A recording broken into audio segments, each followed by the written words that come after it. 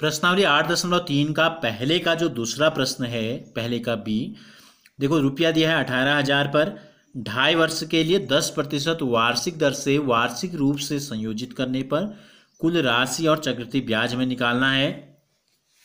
तो ब्याज की जो गणना होगी क्या है, वार्षिक रूप से संयोजित करने पर। ठीक है, तो मूलधन जो है जिस पे हमें ब्याज की गणना करनी है, इसको हमने कहा था आपको क्या बोलते हैं, पी से डिनोट करते हैं। तो कितना है, 18,000 रुपये 2.5 वर्ष के लिए। तो एन जो है 2 सही 1/2, या हम इसको क्या बोलते हैं,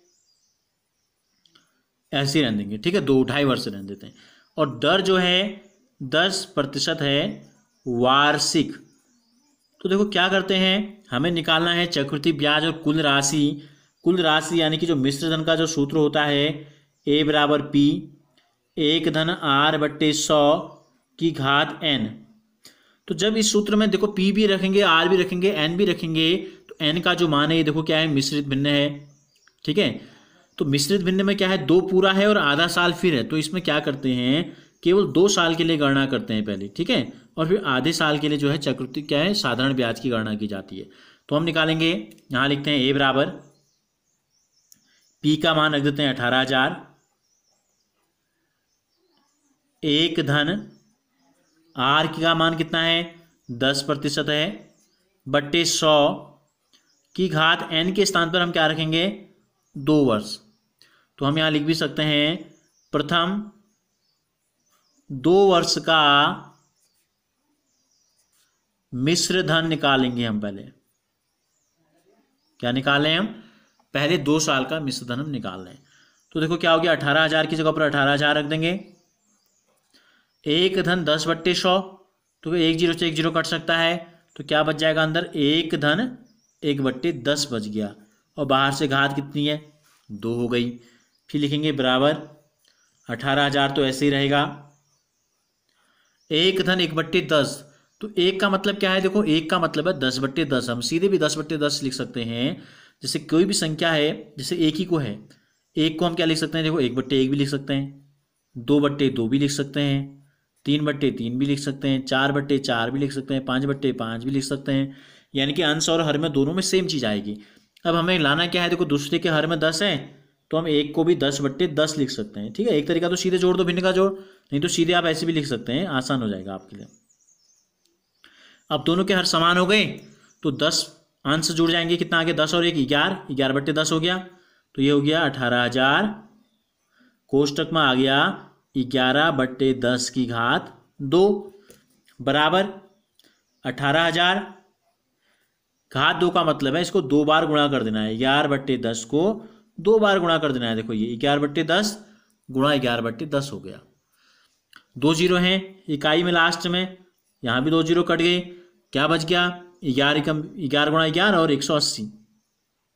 180 को ऐसे लिख देते हैं, 11 गुणा 11 हो जाता है 121। अब इसको गुणा कर देंगे, 0 के बदले में 0, 18 कम 18 का 8, हासिल लगा 1, 18 दूनी 36, हासिल 1 ले लिया तो 37 हो गया, 37 का 7, हासिल लगा 3, 18 कम 18, 18 में 3 जोड़ेंगे तो आ जाएगा 21। तो 2 साल का मिश्र धन कितना आ गया, 21,780 रुपये। तो 2 साल के अंत में जो है हमको रुपये देने हैं इतने, लेकिन हमसे पूछा कितना है, 2.5 वर्ष। तो अब हम क्या करते हैं, तीसरे वर्ष के प्रारंभ में, देखो तीसरे वर्ष के प्रारंभ में